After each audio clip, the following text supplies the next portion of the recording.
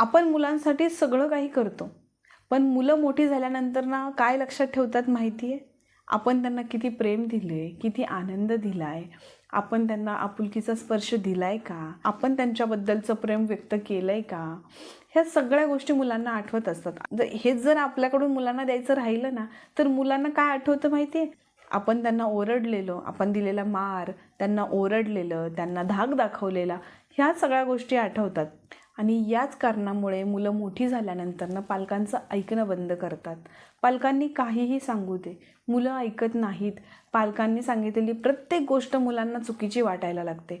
कारण का माहिती आहे? लहानपणापासून आपणही त्यांचं ऐकलेलं नसतं, त्यामुळे त्यांना आपल्याशी बोलायची सवय राहिलेली नसते. आपण त्यांना काहीतरी सांगावं आणि त्यांनी ऐकावं अशी मेंटॅलिटीच त्यांची राहिलेली नसते, कारण मुलांचं आपणही कधी ऐकलेलं नसतं.